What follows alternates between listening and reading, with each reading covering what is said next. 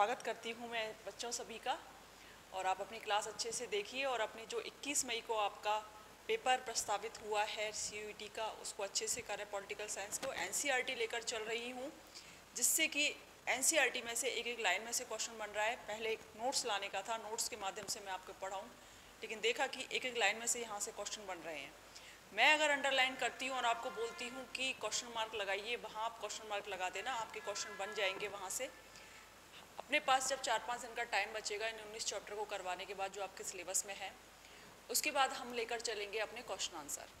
हमें पता चल जाएगा कि क्वेश्चन कहाँ से आएगा। ठीक है, अब देखिए, सबसे पहले राष्ट्र निर्माण के समक्ष चुनौतियाँ पढ़ा था। इसके बाद हमने पढ़ा था एक दल का प्रभुत्व पढ़ा था। ठीक है, और एक बीच में चैप्टर और आया था अपना कि कौन कौन सी चुनौतियाँ रही थी भारत के सामने। फोर्थ चैप्टर है, जो अपना फोर्थ चैप्टर का नाम दिया है, वो दिया है कि भारत का विदेशों से संबंध। ठीक है, अब देखते हैं कि भारत ने अंदरूनी स्तर पर कौन कौन सी समस्याओं का सामना किया। इसके अलावा भारत विदेशी स्तर पर, विदेशों के स्तर पर, विश्व पटल पर किन किन चुनौतियों का सामना कर रहा था। ठीक है, तो फोर्थ चैप्टर इसी को लेकर है। आप फोटो में देख रहे हैं, यहाँ पर फोटो देख रहे हैं आप, यहाँ पर ये फोटो, ये तस्वीर अक्टूबर 1929 की है। नोट कर लेना, यहाँ पर क्वेश्चन मार्क लगा लेना। अक्टूबर 1960 न्यूयॉर्क, मतलब अक्टूबर 1960 का गुट निरपेक्ष सम्मेलन कहाँ हुआ था। क्वेश्चन आपका यहाँ से बनेगा राहुल, न्यूयॉर्क में हुआ था। यहाँ पर आप क्वेश्चन मार्क लगा लीजिए। दूसरा क्वेश्चन आपका बनता है कि एक संगोष्ठी हुई थी, ठीक है, एक बैठक हुई थी, किन किन नेताओं के बीच में। जवाहरलाल नेहरू, घाना के एनक्रुमा, मिस्र के नासिर, इंडोनेशिया के सुकर्णो और यूगोस्लाविया के टीटो। अब आपका क्वेश्चन आएगा, इधर एक तरफ आपके ABCD में मैचिंग में सूची में आपके क्वेश्चन आंसर बना देंगे। एक तरफ जवाहरलाल नेहरू दे देंगे, एनाक्रुमा दे देंगे, टीटो दे देंगे, आपको सुकर्णो दे देंगे। दूसरी तरफ आपको देशों का नाम दे देंगे और आपसे कहेंगे कि मैच कराइए। तो इस तरह मिलान वाला क्वेश्चन इस वाले बॉक्स से आएगा आपका। ठीक है, तो ये जो पिक्चर है आपकी, पिक्चर में यहाँ पर ये देखिए, ये आपके जवाहरलाल नेहरू हैं, ये घाना के एनक्रुमा हैं, ये यूगोस्लोविया के हैं ये, और ये मार्शल टीटो है लास्ट में आपके, और सुकर्णो है यहाँ पर। ठीक है, अब देखते हैं, यहाँ पर देखिए, ये लाइन कह रही है कि किताबों में हमने देश में देखा कि घरेलू चुनौतियों से, हमने घरेलू चुनौतियों पर नज़र डाली थी। अब हम देखते हैं कि भारी चुनौतियाँ क्या क्या रहेंगी। ठीक है, इन भारी चुनौतियों से निपटने के लिए कोई भी देश, भारत ही नहीं, भारत के संदर्भ में ये बात नहीं देखी जाएगी, दूसरे देशों के संदर्भ में भी देखी जाती है। जब भारी चुनौतियों से निपटना होता है तो कुछ नीतियां बनाते हैं, कुछ रूल्स फॉलो करने होते हैं किसी भी देश को, जिसको हम बोलते हैं विदेश नीति। अब भारत की विदेश नीति के लिए जो शब्द यूज़ होता है, जो हम बोलते हैं, उसको बोलते हैं गुट निरपेक्षता की विदेश नीति। ठीक है, तो भारत की विदेश नीति को गुट निरपेक्ष विदेश नीति बोलते हैं। जानेंगे हम कि गुट निरपेक्ष क्या है। तो देखिए, भारत ने अपनी विदेश नीति में किसका पालन किया, गुट निरपेक्षता का पालन किया। क्वेश्चन यहाँ से भी आ जाएगा आपका, इजी क्वेश्चन है। और जब 1962, 65 और 71 के युद्ध हुए थे, तो भारत की इस विदेश नीति में भारत की क्या क्या रणनीतियाँ रही थी, अपनी नीतियों में वह किस देश के प्रति झुकाव रखा, किसके प्रति नहीं रखा, या फिर किस मामले में वह विश्व पटल पर तटस्थ रहा था। इस तरह की बातें हम देखेंगे। ठीक है, नेक्स्ट पेज देख लेते हैं। नेक्स्ट पेज क्या कह रहा है अपना। अब देखिए, भारत के विदेश संबंध अपनी चैप्टर का नाम है इसमें। ठीक है, और हम देखेंगे भारत बड़ी विकट और चुनौतीपूर्ण अंतर्राष्ट्रीय परिस्थितियों से मैं आज़ाद हुआ था। कहने का तात्पर्य ये है, कह रहा है, ये पहरा यहाँ पर, ये जो पहला पेज है आपका बुक्स का, NCERT का, वो ये कह रहा है जब भारत आज़ाद हुआ था तो उस वक्त परिस्थितियाँ कैसी थी विश्व पटल पे। आपने आज़ाद होने के बाद ये बात तो जान ही ली कि आज़ाद होते ही एक तो बंटवारा हो गया था, पाकिस्तान बट गया था, जिसमें से भारत की अखंडता को बहुत क्षति पहुंची थी। दूसरा, आपने ये भी देखा था कि किस तरह रजवाड़ों को बड़ी मुश्किल से विलय किया था उनका। तीसरा, आपने देखा था कि भाषा के आधार पर वो अलग राज्य की डिमांड कर रहे थे। एक समस्या आपने ये भी देखी थी किस तरह नियोजन की, भारत को अच्छी स्थिति में कैसे लाएं, विकास कैसे किया जाए, किन किन समस्याओं का सामना करना पड़ा सरकार को। तो अंदर की विकट परिस्थितियाँ तो ये थी।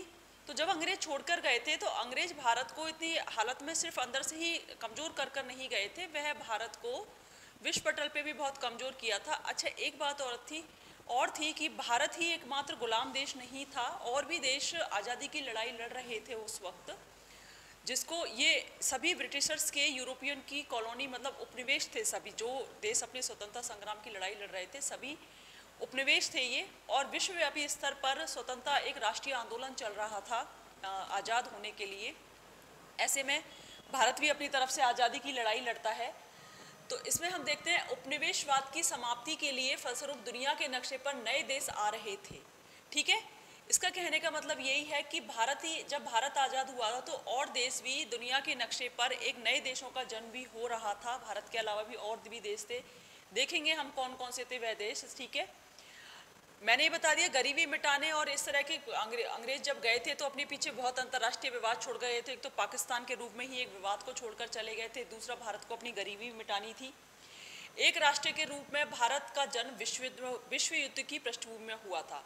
अब देखिए, भारत ही नहीं बाकी के जो देश थे, जब आज़ाद हुआ था भारत 1947 में, उससे पहले 2 साल पहले ही 1945 में क्या हुआ था, विश्व युद्ध की समाप्ति हुई थी। और कौन सा विश्व युद्ध था, वह द्वितीय विश्व युद्ध था, जो 1939 से शुरू हुआ था। और 1945 में जब अमेरिका ने हिरोशिमा नागासाकी पर लिटिल बॉय और फैट बॉय नाम के 2 परमाणु बम गिराए, तब जाके युद्ध की समाप्ति हुई थी, युद्ध की समाप्ति की घोषणा हुई थी। ठीक है, तो द्वितीय विश्व युद्ध की समाप्ति हुई थी। ऐसे में विश्व स्तर पर एक अलग ही चुनौती, विश्व अपनी अलग ही चुनौतियों से सामना कर रहा था। अब ये जब सेकंड वर्ल्ड वॉर ख़त्म होता है तो ये विश्व में ये बात महसूस की जाती है, जो बुद्धिजीवी हैं, राजनीतिज्ञ हैं, उनके द्वारा, कि अगर विश्व युद्ध होता है, थर्ड विश्व युद्ध होता है, तो ऐसे में क्या विश्व जिंदा रहेगा? क्योंकि अब इतना हम समझ चुके थे कि द्वितीय विश्व युद्ध में परमाणु बमों का प्रयोग हुआ था। वह परमाणु बम, जैसे कि अभी भी बोला जाता है कि उस परमाणु बम के जो रेंज हैं, रेडिएशन निकल रहे हैं, जो जापान में गिराया गया था, वो बच्चे पैदा होते हैं, अभी तक उनका असर होता है। विकलांग बच्चे पैदा होते हैं, कोई भी विकृति पैदा होती है, एनवायरनमेंट को बहुत नुकसान होता है परमाणु बम से। तो अल्बर्ट आइंस्टीन भी एक ऐसे विद्वान थे जिन्होंने ये कहा था कि अगर तृतीय विश्व युद्ध होता है तो चौथा विश्व युद्ध मानव को फिर से भालों से और तलवारों से लड़ना पड़ेगा। मतलब समझ रहे हो इसका क्या है? मतलब ये है कि तृतीय विश्व युद्ध मतलब सभी देश, अब ज़्यादातर जो शक्तिशाली देश थे, अमेरिका, ब्रिटेन है, फ्रांस है, इनके पास परमाणु हथियार आ चुके थे। अब युद्ध में अगर ये परमाणु हथियारों का यूज़ करते हैं, प्रयोग करते हैं, तो मानवता नष्ट हो जाएगी, पूरी मानव जाति धरती का पर नष्ट हो जाएगी, फिर से मानव सभ्यता पनपेगी, आदि मानव आएगा। इस वजह से कहा गया था अगर चौथा विश्व युद्ध होता है तो वह भालों और तलवारों से होता है। जब सभ्यता ही जिस स्टेज में हम आज हैं, जितनी सभ्यता हम आगे आए हैं सभ्यता में, वो सभी नष्ट हो जाएगी, फिर से मानव को अपने लिए एक नई पहल करनी होगी। तो ऐसे में बुद्धिजीवी इस बात पर सोच विचार कर रहे थे कि कोई ऐसी एक संस्था होनी चाहिए जिससे आगे इतना भयंकर भीभत्स युद्ध विश्व को ना देखना पड़े। तो ऐसे में एक संस्था का गठन होता है, यूएनओ, संयुक्त राष्ट्र संघ। ठीक है, एक संस्था अस्तित्व में आती है, संयुक्त राष्ट्र संघ, 1945 ये संस्था अस्तित्व में आती है। तो विश्व पटल पे एक तो ये आपकी पहल चल रही थी, आप जा सकते हैं। ठीक है, दूसरा क्या था, एक तो संयुक्त राष्ट्र संघ आ गया था। एक क्या था कि जैसे ही द्वितीय विश्व युद्ध की समाप्ति होती है तो विश्व क्या है, 2 खेमों में बट गया था। अब इसका क्या मतलब है कि शीत युद्ध का, जैसे ही वो वाला युद्ध तो खत्म हो गया कि आप सैनिकों के जरिए लड़ रहे हैं, आप हथियारों के जरिए लड़ रहे हैं, अब आ गया था शीत युद्ध। शीत युद्ध क्या था, 2 विचारधाराओं का युद्ध था, विचारों का युद्ध था, 2 इस तरह की परिस्थितियां थी, इस तरह की कंडीशन थी देश के, मतलब अपने देश को कैसे चलाया जाए। जैसे एक साम्यवादी विचारधारा थी, एक पूंजीवादी विचारधारा थी। बताया था मैंने कि साम्यवादी विचारधारा जो होती है वह अर्थव्यवस्था को जिसकी जितनी ज़रूरत है उसको उसके अनुसार प्रोवाइड करवाना और जितनी क्षमता है उसको काम में लेना, लेकिन पूंजीवादी अर्थव्यवस्था में व्यक्ति को खुला छोड़ दिया जाता है। तो इन 2 विचारधाराओं को लेकर विश्व जो है 2 खेमों में बढ़ चुका था। एक का नेतृत्व आपके अमेरिका कर रहा था, दूसरे का नेतृत्व आपके सोवियत संघ कर रहा था। अब ये जो नए नए देश जो अभी पैदा हुए थे, जो अभी आज़ाद हुए थे, इनके सामने एक समस्या ये थी, ये विकसित श्रेणी में तो थे नहीं, ये विकासशील श्रेणी में थी, क्योंकि जिसके भी उपनिवेश रहे थे वह इनको कंगाल करके गए थे वह देश। जैसे कि आप पढ़ेंगे इंडोनेशिया डच का उपनिवेश था और भारत ब्रिटेन का उपनिवेश था। तो सभी की स्थिति ये थी कि सभी जो आज़ाद हुए थे कंगाल करके गए थे, गरीब छोड़ कर गए थे देशों को। तो ऐसे में क्या करें? तो किस देशों ने क्या किया? उसने तो लोकतंत्र ही नहीं अपनाया, क्योंकि लोकतंत्र का मतलब होता है व्यक्ति को आज़ादी देना। ऐसे में व्यक्ति अपनी इच्छाओं की डिमांड करते हैं, उनको किस तरह की व्यवस्था चाहिए, क्या चाहिए। भारत में आप देख सकते हैं कि जब लोकतंत्र अपनाया तो किस तरह की चुनौतियों का सामना करना पड़ा था, क्योंकि लोकतंत्र दिया था हमने भारत की जनता को, हमारे नेताओं ने लोकतंत्र को अपनाया था। ठीक है, तो कुछ देश संयुक्त राष्ट्र के खेमे में चले जाते हैं और कुछ देश यूएसएसआर संयुक्त राज्य संघ सोवियत संघ के खेमे में चले जाते हैं। अब इनका गुट बन जाता है। लीडर कौन होता है? अमेरिका होता है और सोवियत संघ होता है। इनका एक कारण यह भी था क्योंकि इन देशों ने, जो बड़े देश थे, इन्होंने कुछ आर्थिक सहायता दी थी, सैन्य सहायता दी थी कि हम आपके डेवलपमेंट के लिए कुछ पैसा भी देंगे, कर्ज देंगे, इस तरह की बातें हुई थी। तो अपनी विकासशील देश स्थिति को देखते हुए देशों ने क्या किया, उन खेमों में चले गए। और इसका एक जैसे नतीजा निकला था, अमेरिका ने अपने एक सैन्य संगठन बना लिया था। 1945 में आपका द्वितीय विश्व युद्ध की समाप्ति होती है और 1949 में अमेरिका नाटो की स्थापना कर लेता है। 1949 में, ठीक है, नाटो आ जाता है। इसी के विरोध में क्या करता है, जैसे ही ये सैनिक गठबंधन बनाता है अपना, कुछ देशों का समूह होता है और सेना आपस में मिलती हैं और ये कहा जाता है कि हमारे इस वाले जो हमारे साथ जो देश आया है उस पर किसी भी तरह का आक्रमण होता है तो अमेरिका पे आक्रमण समझा जाएगा और हम उसकी तरफ से युद्ध करेंगे। लड़ाई क्या थी? लड़ाई सिर्फ ये थी कि पूंजीवादी, पूरे विश्व में पूंजीवादी अर्थव्यवस्था होनी चाहिए। इधर साम्यवादी चाह रहे थे कि पूरे विश्व में साम्यवाद होना चाहिए। यह लड़ाई थी, मतलब विचार जो व्यवस्था होनी चाहिए वो किस तरह की होनी चाहिए। ठीक है, इसके विरोध में क्या करता है फिर यूएसएसआर होता है। यूएसएसआर ये क्या करता है, 1954 में आपके बारसा संधि करता है, बारसा पैक्ट नाम से बोलते हैं। ये भी एक सैन्य संगठन होता है, ये आता है। तो हम ये पढ़ रहे हैं कि जब आज भारत देश आज़ाद हुआ था तो 1947 में अंदर की क्या कंडीशन थी, क्या परिस्थितियाँ थी, वो हम पढ़ चुके थे। लेकिन विश्व पटल पे क्या था, हम ये बातें जान रहे हैं यहाँ पर। ठीक है, संयुक्त राष्ट्र संघ अस्तित्व में आ गया 1945 में। विश्व दो भागों में बट गया। कैसे बट गया वो मैंने अभी आपको एक्सप्लेन कर दिया। कौन कौन से गुट और अस्तित्व में आ चुके थे, किस तरह के गठबंधन हो रहे थे, नाटो और वार्सा पैक्ट जैसे गठबंधन हो रहे थे। ठीक है, तो आप आगे आपकी बुक में ये जो लाइन है यहाँ पर अंडरलाइन कर लेना। इसके सन को लेकर आपसे क्वेश्चन पूछे जाएंगे कि नाटो का गठबंधन कब हुआ? 1949 में हुआ। वार्सा का कब हुआ? 1954 में हुआ। नाटो किसका सैन्य संगठन है? नाटो अमेरिका का सैन्य संगठन है। वार्सा किसका है? यूएसएसआर का है। ठीक है, चलिए यहाँ तक बात हो गई अपनी। अब देखिए, किसी भी देश की विदेश नीति कैसे तय होती है। जैसे हम इसको ऐसे मान के चलते हैं कि कोई व्यक्ति या परिवार अपने संबंधों को वह ना केवल अपना जो उसका खुद का स्वभाव होता है, उसके परिवार वालों की क्या राय है, वह यह भी देखता है कि पड़ोसी कैसे हैं। ठीक है, पड़ोसियों के हिसाब से भी उसके रिश्ते बनते हैं बाहर। तो ऐसे ही किसी देश के रिश्ते खुद की परिस्थितियों को देखते हुए भी और उसका पड़ोसी कैसा है वह यह भी देखते हैं। तो ऐसे में भारत ने लोकतांत्रिक व्यवस्था अपनाई और लोकतांत्रिक व्यवस्था के तहत कोई भी विकासशील देश हो, चाहे भारत हो, किसी ने कोई भी व्यवस्था अपनाई हो, दूसरे देश हो, वो यह चाहते हैं कि हम अभी विकासशील, हम विकास कर रहे हैं तो हमारे पड़ोस में जो आस पड़ोस के देश हैं उसमें शांति कायम रहे। जब शांति रहेगी तभी हम आगे की सोच पाएंगे कि अब हमें अपना आगे का विकास कैसे करना है। इस बात को आप अपने ऊपर भी लागू कर सकते हैं।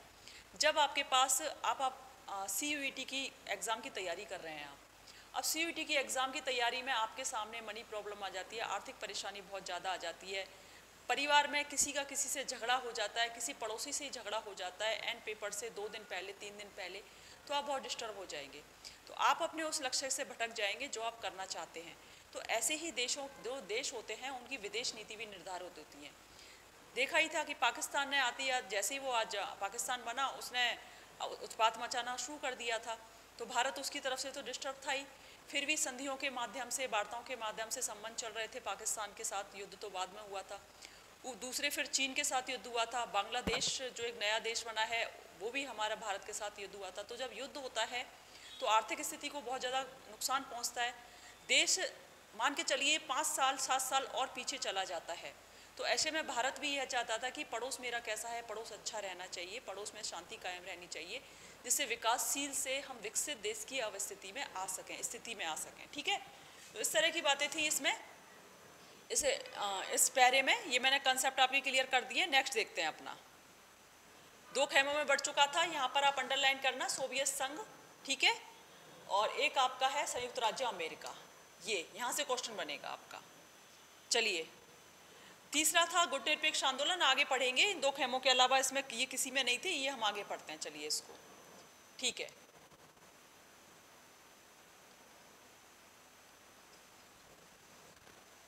अब देखिए, यहाँ पर एक क्वेश्चन किया जा रहा है आपसे एनसीईआरटी के अंतर्गत, क्या 1950 और 1960 के दशक की विश्व राजनीति में भारत इन दोनों खेमों में शामिल था?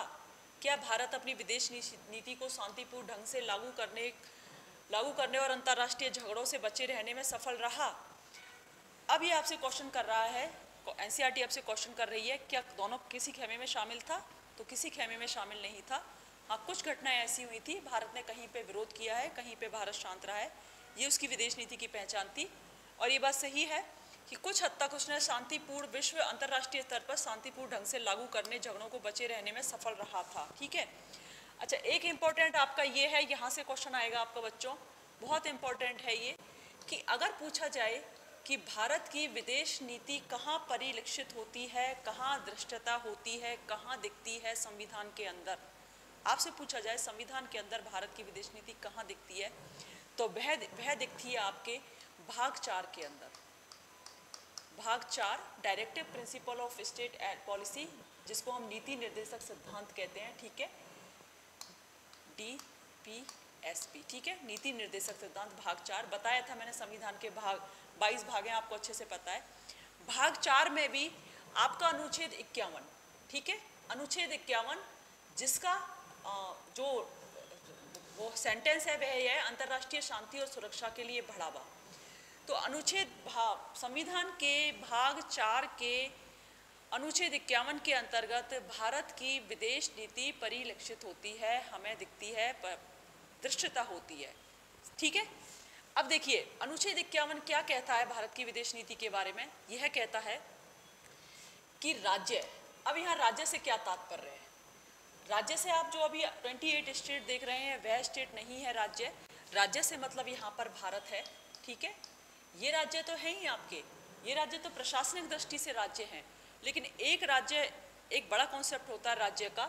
जैसे भारत एक राज्य कैसे है, किसी भी देश के पास निश्चित भूभाग हो, ठीक है, निश्चित भूभाग। अब भारत की स्थलीय सीमा कितनी है, जलीय सीमा कितनी है, और जलीय सीमा के बाद भी जैसे 12 नॉटिमिकल आपके इसमें समुद्र में कितने अंदर तक सीमाएं हैं भारत की, तो ये तय है। तो भारत की एक निश्चित भूभाग है भारत के पास। दूसरा, जनसंख्या है भारत के पास निश्चित, ठीक है, जनसंख्या कितनी है। तीसरा, एक सरकार होनी चाहिए। अब देखिए ये 3 चीज़ें जो हमारे 28 स्टेट हैं, ये तीनों चीज़ें हैं, लेकिन एक चौथी और सबसे महत्वपूर्ण जो तत्व होना चाहिए राज्य के अंतर्गत, वह होता है संप्रभुता। ठीक है, संप्रभुता। संप्रभुता से तात्पर्य अपना यह है कि कोई भी देश अपने आंतरिक और बाह्य निर्णय लेने में किसी के दबाव में ना हो, पूरी तरह स्वतंत्र हो, उसी को संप्रभुता बोला जाता है, संप्रभु बोला जाता है। संप्रभु कहने का मतलब कि आप अपने निर्णय लेने में कितने आज़ाद हैं, कितने स्वतंत्र हैं आप खुद के निर्णय लेने में। जैसे आप CUET एग्ज़ाम की तैयारी कर रहे हैं, आप खुद ने डिसाइड किया कि मैं CUET की एग्ज़ाम की तैयारी करना चाहता हूँ, या आपके पेरेंट्स ने कहा आप कुछ और चाहते हैं, पेरेंट्स कुछ और चाहते हैं, इस तरह की बात है। ठीक है, आपने जो कॉलेज भरे, DU आपके सबसे मोस्ट में होता है, आपके और भी कॉलेज मिल जाते हैं, तो आपके पेरेंट्स, मान लो आपके पास चॉइस है, आप किस कॉलेज में जाना चाहें, यहाँ जाना चाहें, दूसरे कॉलेज में, लेकिन आप कहाँ जाना चाहते हैं आपके पेरेंट्स मान जाते हैं, तो आप स्वतंत्र हैं इस निर्णय को लेने में। ऐसे ही देश अपने निर्णय को लेने में कितने स्वतंत्र हैं, वह संप्रभुता होती है।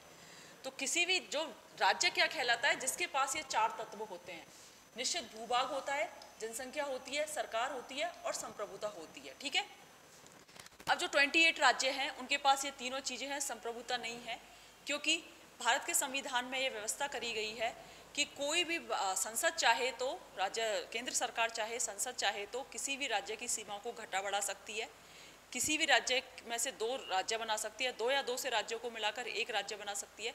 तो संप्रभुता उसके पास है ही नहीं। तो वो राज्य अलग हैं, वो प्रशासनिक दृष्टि से बांटे गए हैं, लेकिन विश्व पटल पर अगर देखा जाए, विश्व पटल पर भारत राज्य है। तो देखिए, राज्य नीति निर्देशक सिद्धांत क्या कह रहे हैं? राज्य अंतर्राष्ट्रीय शांति और सुरक्षा की अभिवृद्धि करेगा। कठिन अगर आपका पेपर बनता है, बहुत ज़्यादा कठिन पेपर बनता है, तो यहाँ से बनेगा आपका, ठीक है। दूसरा क्या कह रहा है? सबसे पहले तो 51 में ये 4 पॉइंट हैं आपके, कैक है, गैग है, ठीक है, ये 4 बातें हैं आपकी। राष्ट्रों के बीच न्याय संगत और सम्मानपूर्ण संबंधों को बनाए रखने का, संगठित लोगों के एक दूसरे के व्यवहारों में अंतर्राष्ट्रीय विधि और संधि बाध्यताओं के प्रति आदर बढ़ाने का, ठीक है, आदर बढ़ाने का, और अंतर्राष्ट्रीय विवादों को माध्यस्थों द्वारा निपटाने के लिए प्रोत्साहन देने का प्रयास करेगा। मतलब राज्य यहाँ क्या कर रहा है? प्रयास कर रहा है। ऐसा करेगा ऐसा नहीं है, वह प्रयास करेगा अंतर्राष्ट्रीय शांति और सुरक्षा में अभिवृद्धि करने का, जो भी न्याय संगत और सम्मानपूर्ण संबंध है उनको बनाए रखेगा राज्य, मतलब भारत। जो संगठित लोग हैं, एक दूसरे के व्यवहार और अंतर्राष्ट्रीय विधि और संधियां हुई हैं उनको, उनके प्रति आदर रखेगा। जैसे कि सिंधु जल बंटवारा हुआ था, उसके प्रति भारत ने आदर रखा। चीन के साथ भी उसका कुछ संधि हुई थी, चीन ने उसका आदर नहीं रखा, लेकिन भारत ने उस संधि का आदर रखा, ठीक है। और अंतर्राष्ट्रीय विवादों को माध्यम से, मतलब एक माध्यम से, मतलब किसी को माध्यम बना के सुलझाने के प्रयास करेगा। तो क्वेश्चन कहाँ से बनेगा आपका? यहाँ से कि भारत की विदेश नीति कहाँ दिखती है हमें? संविधान के भाग 4 में डीपीएसपी के अंतर्गत। ये क्वेश्चन मार्क यहाँ पर लगा लेना, यहाँ से क्वेश्चन आएगा, ठीक है। नेक्स्ट हम देखते हैं अपना। अब देखिए, भारत के लिए जो विदेश नीति के लिए जो शब्द यूज होता है वह होता है गुट निरपेक्षता। अब ये गुट निरपेक्षता क्या है? जब मैंने बताया कि विश्व 2 भागों में बढ़ चुका था, भारत किसी भी देश में शामिल नहीं हुआ था, तो गुट निरपेक्ष मतलब किसी भी गुट से परे, निरपेक्ष मतलब किसी भी गुट में नहीं। तो भारत ने जो नीति अपनाई थी वह गुट निरपेक्षता की नीति अपनाई। मतलब मैं किसी भी गुट में शामिल नहीं होना चाहता, क्योंकि भारत अभी नया नया आज़ाद हुआ था, और किसी गुट में शामिल होने का मतलब था फिर से किसी देश के अंडर में रहना, उसकी बातों को मानते हुए अपनी विदेश नीति का संचालन करना। दूसरे, हमारे पहले प्रधानमंत्री रहे थे पंडित जवाहरलाल नेहरू, जो विदेश मंत्री भी थे देश के, ठीक है। उन्होंने एक बात महसूस की, उन्होंने ही किया, बाकी के राष्ट्रवादी जो नेता थे उन्होंने भी की, भारत की जो अवस्थिति है, विस्तार है, भारत के पास जो शक्ति है, मतलब भारत की अवस्थिति एशिया में क्या है, 3 ओर से वो समुद्र से घिरा हुआ है, उत्तर में हिमालय उसकी सीमा की रक्षा करता है। एक बड़ा भूभाग के नज़रिए से हम देखें तो भारत एक बहुत बड़ा देश है। तो ऐसे में एशिया में वो भारत चाहे तो एक बिग ब्रदर, बड़े भाई की भूमिका निभा सकता है, एक ऐसे राष्ट्र की भूमिका निभा सकता है जो बाकी के और एशिया के जो छोटे देश हैं उनकी वो मदद कर सकता है, उनको वो एक अच्छी सलाह दे सकता है। इस तरह से पंडित नेहरू, जो हमारे विदेश मंत्री भी रहे थे पहले, वो देख रहे थे इन बातों को, इस नज़रिए से देख रहे थे, ठीक है। तो गुट निरपेक्षता अपनाया उन्होंने। तो कोई भी, अच्छा, यहाँ पर जो मैंने बातें समझाती थी, कोई स्वतंत्र घटना नहीं थी, उपनिवेश साम्राज्यवाद के विरुद्ध एक संघर्ष चल रहे थे, और भी देशों के चल रहे थे, ठीक है। यहाँ पर अब देखिए, यहाँ इस प्यारे में जो इम्पोर्टेंट है वो ये है, जब ये उपनिवेशवाद के खिलाफ जो संग्राम चल रहा था, जो विरोध चल रहा था, बाकी के देशों में भी चल रहा था, तो ऐसे में हमारे राष्ट्रवादी नेता रहे थे सुभाष चंद्र बोस। उन्होंने क्या किया, विश्व युद्ध के दौरान ही इंडियन नेशनल आर्मी INA का गठन किया, ठीक है। क्वेश्चन आपसे यहाँ से आएगा कि INA का गठन किसने किया? नेताजी सुभाष चंद्र बोस ने किया। इससे यह साफ साफ जाहिर हो जाता है कि स्वतंत्रता से पहले ही हमारे संबंध विदेशों में रह रहे भारतीयों के साथ हो चुके थे। अगर नेताजी ने विदेशों में रह रहे भारतीयों को एकत्रित किया है, ये कहने के लिए कि अंदर से लड़ाई तो लड़ी रहे हैं भारतीय, लेकिन हम बाहर वाले भारतीय भी जो बाहर विदेशों में बसे हुए, हम भी अपने भारत की आज़ादी की लड़ाई लड़ेंगे। INA की स्थापना की तो किसने की? नेताजी सुभाष चंद्र बोस ने की। क्वेश्चन आपका यहाँ से आएगा, ठीक है। नेक्स्ट देखते हैं अपना। चलो, इस पैरे में यही क्वेश्चन बनना था, क्वेश्चन मार्क लगा लेना यहाँ पर राहुल आप, ठीक है। किसी राष्ट्र की विदेश नीति उसके अंदरूनी और बाहरी सरोकारों की झलक मिलती है, बता दिया मैंने अभी। स्वतंत्रता के आंदोलन जिन उदात्त विचारों से प्रेरित था उनका असर विदेश नीति पर भी पड़ा। भारत की आज़ादी हासिल हुई, ये भी मैंने अभी सारा कुछ जो इस पैरे में लिखा हुआ है वो मैंने एक्सप्लेन कर दिया है। एक यहाँ पर ये भी आया था कि सोवियत संघ दोनों खेमों के बीच विश्व स्तर पर आर्थिक, राजनीतिक और सैन्य टकराव था। देखिए क्वेश्चन आपका यहाँ से आ जाएगा, जो दो खेमे थे, अमेरिका और सोवियत संघ दो खेमे थे, उनमें टकराव किन किन स्तरों पर जारी था? आर्थिक स्तर पर जारी था, राजनीतिक स्तर पर जारी था और सैन्य स्तर पर, 3 स्तर पर जारी था। क्वेश्चन यहाँ से आएगा आपका, ठीक है। परमाणु हथियारों का निर्माण शुरू हो गया था, मैं बता दिया था 45 में तो विस्फोट ही कर दिया था जापान के अंदर। चीन में कम्युनिस्ट शासन की स्थापना हो चुकी थी, ठीक है। चीन में कम्युनिस्ट शासन की स्थापना हो चुकी थी 1949 में। क्वेश्चन यहाँ से आ जाएगा। तो विश्व पटल पर यह स्थिति बन रही थी। इस पैरे में से ये क्वेश्चन बनेंगे आपके। चलिए देखिए क्या कह रहा है ये कार्टून आपका। चौथे, एक बार हमने फिर जवाहरलाल नेहरू के बारे में पढ़ा, क्या कोई सुपरमैन थे ये? हाँ बिल्कुल।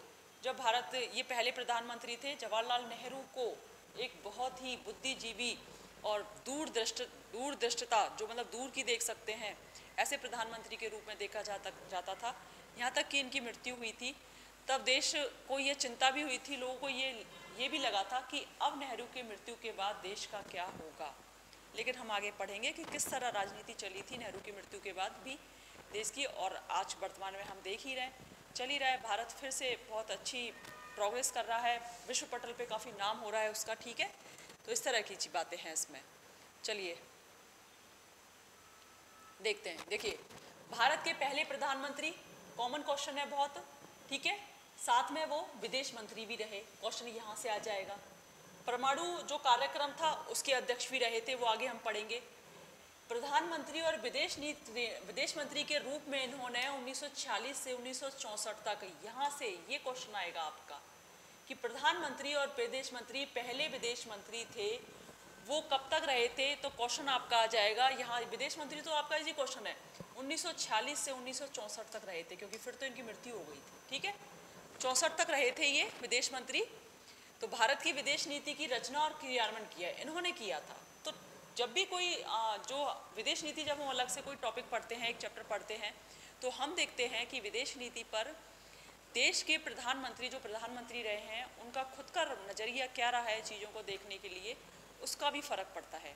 तो नेहरू एक नम्र स्वभाव के थे, और जो दूसरे देश जो गुलाम थे, उनके जो आज़ाद हुए थे, उनके प्रति भी उनका जो झुकाव था वो रहता था कि चलो वो भी शोषण से मुक्त हुए हैं, हम भी शोषण से मुक्त हुए हैं, इस तरह के, मतलब ठीक है, सबको समायोजित करने वाले व्यक्ति थे नेहरू। अब देखिए नेहरू की विदेश नीति के 3 बड़े उद्देश्य थे, क्वेश्चन मार्क लगा लेना। 3 बड़े उद्देश्य। पहला क्या था कि बड़े कठिन संघर्ष से हमें संप्रभुता मिली है, हमें इसको बचाए रखना है। ये देखा था, देश की आज़ादी लड़ी थी, अब कितने लोग शहीद हुए हैं, कितने शहीद हुए हैं, कितना झेलना जब हमें आज़ादी प्राप्त हुई, और हमें संप्रभुता को बचाए रखना है। लेकिन संप्रभुता बची कहाँ? पाकिस्तान अलग हो गया था हमसे, ठीक है, पाकिस्तान बन चुका था। क्षेत्रीय अखंडता को बनाए रखना, दूसरा पॉइंट ये है, खंड हो गया था भारत, पाकिस्तान बट ही चुका था। और तेज रफ्तार से आर्थिक विकास करना है, तीसरा पॉइंट ये था नेहरू की विदेश नीति में। नियोजित विकास अपनाया था, हमने पढ़ा था पहले चैप्टर में किस तरह नियोजन अपनाया था। भूमियों का जो भूमि अधिग्रहण बिल लेकर आए थे, फर्स्ट संशोधन भी हो गया था। जो भूमिहीन थे उनके बीच में भूमि बांटी थी, और बैंकों का राष्ट्रीयकरण हुआ था। किस तरह नेहरू के टाइम में भूमि का वो हुआ था। तो आर्थिक विकास किस तरह करना है, कृषि की ओर झुकना है। फिर उद्योगों की दूसरी पंचवर्षीय योजना में उद्योग की ओर गए नेहरू। तो इस तरह से नेहरू की विदेश नीति में ये तत्व शामिल थे। क्वेश्चन आपका यहाँ से बनेगा, ठीक है। इस पैरे में से ये 3 क्वेश्चन बनेंगे बच्चों यहाँ पर। चलिए नेक्स्ट देखते हैं। अच्छा, एक चीज़ ये है कि नेहरू तो ये चाहते थे, लेकिन कुछ जो हमारे राष्ट्रवादी नेता थे वो यह चाहते थे कि हमें अमेरिकी गुट में शामिल हो जाना चाहिए। उनमें से एक आपके भीमराव अम्बेडकर थे, और कुछ पार्टियां थी जैसे कि भारतीय जनसंघ और स्वतंत्र पार्टी। क्वेश्चन आपका यहाँ से आ जाएगा, अम्बेडकर, भारतीय जनसंघ, स्वतंत्र पार्टी किस खेमे में, भारत को किस खेमे में शामिल होना देखना चाहती थी? अमेरिका में, ठीक है। पार्टी में अगर आता है तो जनसंघ और स्वतंत्र पार्टी, और व्यक्ति के रूप में अगर क्वेश्चन आता है तो वह अम्बेडकर आता है। क्वेश्चन आपका यहाँ से बनेगा, ये क्वेश्चन बनेगा आपका। चलिए नेक्स्ट लेते हैं। अब नेक्स्ट हेडिंग है 2 खेमों से दूरी। 2 खेमों से दूरी बना के रखी। आजाद भारत की विदेश नीति शांतिपूर्ण विश्व का सपना था। आजाद भारत की विदेश नीति में कि सभी शांति से रहिए, कोई भी युद्ध वगैरह नहीं होना चाहिए, ठीक है। और संयुक्त राष्ट्र संघ में शांति अभियानों में अपनी सेना भेजी।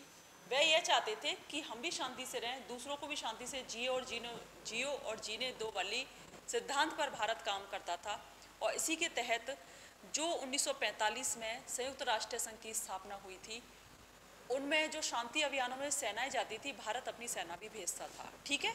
तो यहाँ से आपका क्वेश्चन बन जाएगा ये, दोनों खेमों में शामिल नहीं हुआ। अमेरिका सोवियत संघ की अगुवाई वाले सैन्य संगठनों को अपने से दूर बना के रखा उसने, जैसे कि अमेरिका ने उत्तर अटलांटिक संधि संगठन नाटो किया, ठीक है। और सोवियत संघ ने इसके जवाब में वार्सा पैक्ट नामक संधि संगठन बनाया। इसमें भारत नहीं था। क्वेश्चन आपके यहाँ से आ जाएंगे कि अमेरिका के संगठन का क्या नाम था, नाटो, पहले भी मैंने बता दिया है। सोवियत संघ के संगठन का नाम क्या था, वार्सा पैक्ट, ठीक है। तो भारत ने क्या अपनाया, गुटनिरपेक्षता की नीति अपनाई। अब क्या है कि इसमें जब इसने गुटनिरपेक्षता की नीति अपनाई तो हुआ क्या था कि 1956 में ब्रिटेन क्या है, सुएज नहर के विवाद को लेकर विश्व पर आक्रमण कर देता है। अब देखिए विदेश नीति वो कैसे संचालित करता है अपना। तो भारत क्या करता है, सैन्य से शांति अभियान के लिए उसने अपनी सेना तो भेजी। दूसरी तरफ जब 1956 में क्वेश्चन आ जाएगा, किस देश पर आक्रमण किया, सुएज नहर या फिर किन किन देशों के बीच का विवाद है, कब किया, 1956 में। क्वेश्चन आपसे कैसे भी पूछ लिया जाएगा इस लाइन से, यहाँ इसको क्वेश्चन मार्क लगा लेना। तो वो किया, आक्रमण किया था भारत ने। अब भारत का इसका क्या रवैया था, भारत ने इसको नव औपनिवेशीकरण कहा था, ठीक है। क्वेश्चन यहाँ से आएगा, भारत ने इस हमले को क्या कहा था, नव औपनिवेशीकरण कहा था, और इसके विरुद्ध विश्वव्यापी विरोध किया था। अब देखिए भारत ने इसके विरोध में विश्वव्यापी विरोध किया था। लेकिन दूसरी तरफ भारत क्या करता है, सोवियत संघ ने हंगरी पर आक्रमण किया, लेकिन भारत ने सोवियत संघ के इस कदम की सार्वजनिक निंदा नहीं की, ठीक है। कैसे विदेश नीति कर रहा है अपना, जब ब्रिटेन ने किया तब तो वो निंदा करता है और इस आंदोलन, विश्वव्यापी आंदोलन चलाता है कि ये गलत है, ऐसा नहीं करना चाहिए ब्रिटेन को। लेकिन जब सोवियत संघ हंगरी पर आक्रमण करता है तो भारत चुप रहता है। तो ये रहता है विदेश नीति, क्योंकि भारत अपना हित साध रहा था। किसी भी देश विदेश नीति का सबसे सर्वोपरि तत्व होता है, किसी भी देश का सबसे सर्वोपरि तत्व होता है अपने हित को साधना, ठीक है। अब वो उसका हित किस में छुपा हुआ होता है, उसको जानकारी होनी चाहिए। नेताओं को विदेश नीति में ये तत्व शामिल होने चाहिए। तो ऐसे में यूएसएसआर से हित था हमारा कोई, तभी हमने सार्वजनिक निंदा इस घटना की नहीं की। तो ठीक है, अभी भी देखते हैं हम यूक्रेन पर, रूस ने जब रशिया ने यूक्रेन पर आक्रमण किया है तो भारत पहले कुछ बोला नहीं, तटस्थ रहा, लेकिन बोला तो बहुत ही संभले हुए शब्दों में विरोध किया। विरोध नहीं किया, खुलकर नहीं बोला, क्योंकि यूएसएसआर से हमारे कुछ ज़रूरतें पूरी होती हैं, तेल की हैं, जैसे हमारे आर्थिक आयात निर्यात हो रहे हैं वहाँ पर, तो वो नहीं होने चाहिए। तो बहुत ही लिमिटेड शब्दों में विरोध किया है उन्होंने, अच्छे शब्दों में, जो विरोध नहीं कहा जाएगा। यूएसएसआर नाराज होना चाहिए। यूक्रेन ने भी अभी थोड़े दिन, 2-3 दिन पहले पेपर में खबर आई, जैसे यूक्रेन ने कहा कि भारत हमारा एक अच्छा मित्र है, भारत हमें समझता है। यूक्रेन की विदेश मंत्री ने ये बात कही, ठीक है। तो दोनों देशों को साथ लिया भारत ने। इस तरह की चीज़ें, ये होता है विदेश नीति में। चलिए नेक्स्ट देखते हैं। भारत अभी बाकी विकासशील देशों में गुटनिरपेक्षता की नीति के बारे में आश्वस्त करने में लगा था। अब भारत क्या कह रहा था कि भाई देखिए, गुटनिरपेक्षता की जो नीति है ना, ये बहुत अच्छी है, आप इसमें आ जाइए। क्यों हम अभी आज़ाद हुए, क्यों किसी खेमे में जाकर फिर से अपने आप को गुलाम बनाए। तो आप हमें शामिल हुई, गुटनिरपेक्ष हमने एक आंदोलन चलाया है, उसमें शामिल हुई। लेकिन पाकिस्तान क्या करता है, पाकिस्तान अमेरिका के सैन्य संगठन को ज्वाइन कर लेता है, ठीक है, 1950 में। क्वेश्चन यहाँ से आ जाएगा, नाटो को ज्वाइन कर लेता है पाकिस्तान, जिससे भारत और अमेरिका के संबंधों में थोड़ी खटास आ जाती है। चलिए, इधर ही वो उसको लेकर यूएसएसआर के करीब था भारत, तो अमेरिका भी उससे खटास रखता है इस बात को लेकर। चलिए नेक्स्ट देखते हैं। यहाँ पर देखते हैं कि नियोजित विकास की रणनीति अपनाई थी। देखिए इसमें नियोजित विकास की रणनीति में भारत का क्या था, आयात को कम रखना चाहता था वह, और निर्यात पर, इधर आयात को कम, इसमें संसाधन आधार तैयार करने पर जोर दिया। जो अपने पास संसाधन है, भारत में जो संसाधन है, प्राकृतिक संसाधन है, उन्हीं के आधार पर हम कुछ तैयार करेंगे, अपने प्रोडक्ट तैयार करेंगे। परिणाम स्वरूप निर्यात के मामले में भी प्रगति बढ़ी, सीमित रही। लेकिन इसके जो आयात को तो उसने बहुत कम कर रखा था, आयात पे बहुत चार्जेस लगाता था, तो आयात होता ही नहीं था। निर्यात भी क्या करता था, भारत बहुत सीमित थी, क्योंकि वो अपने देश में ही जो संसाधन हो रहा था, उत्पादन हो रहा था, वह अपने देश में ही खपाना चाहता था। यह अर्थव्यवस्था रही थी भारत की, तो ये भी इसकी विदेश नीति का हिस्सा है। ठीक है, चलिए नेक्स्ट देखते हैं।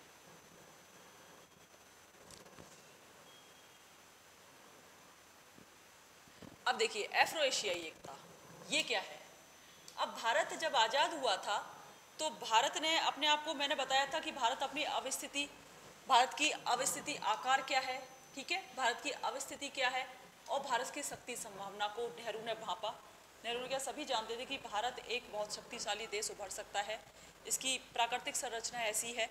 तो ऐसे में ये बात अब नेहरू, सबको पता था कि जो प्रधानमंत्री होंगे वो नेहरू ही होंगे, क्योंकि अंतरिम मंत्रिमंडल के प्रधानमंत्री भी नेहरू को ही बनाया गया था। तो ऐसे में नेहरू क्या करते हैं कि आज़ादी से पहले ही, आज़ादी से 5 महीने पहले ही अफ्रीका एफ्रो एशियन सम्मेलन करते हैं। ठीक है, ये क्या है आपका कि 1947 के मार्च में एशियाई सम्मेलन होता है, जिसे रिलेशंस कॉन्फ्रेंस कहा जाता है। कब हुआ था? 1947 में, क्वेश्चन मार्क लगा देना यहाँ पर आप। जबकि भारत को आज़ादी मिलने में उस वक्त 5 महीने शेष थे। ठीक है, अब देखिए भारत ने अपनी उपस्थिति 1947 के मार्च में ही दर्ज करा दी थी, और वो भी आज़ाद भी नहीं हुआ था, और एक सम्मेलन कर लिया था दूसरे देशों से अपने संबंधों को लेकर, एशियाई देशों से संबंधों को लेकर। ठीक है, इसको क्या कहते हैं हम? एशियन रिलेशंस कॉन्फ्रेंस बोलते हैं। भारत ने इंडोनेशिया की आज़ादी के लिए भी भरपूर प्रयास किया। अब इंडोनेशिया किसका? डच का औपनिवेशिक था। क्वेश्चन आपका यहाँ से आएगा कि इंडोनेशिया किसका औपनिवेशिक था? तो डच का था। यहाँ पर क्वेश्चन मार्क कर लेना आप। ठीक है, और 1949 में इंडोनेशिया के स्वतंत्रता संग्राम में समर्थन में एक अंतर्राष्ट्रीय आंदोलन चलाया। इंडोनेशिया के लिए भी वह एक अंतर्राष्ट्रीय आंदोलन चलाता है। ठीक है, और उसके अपने प्रबल समर्थक, उसने पूरी दृढ़ता से नस्लवाद, खासकर दक्षिण अफ्रीका में जारी रंगभेद का विरोध किया। तो इस तरह भारत अपनी उपस्थिति दर्ज करवा रहा था। अब उसने इंडोनेशिया को स्वतंत्र करवा दिया।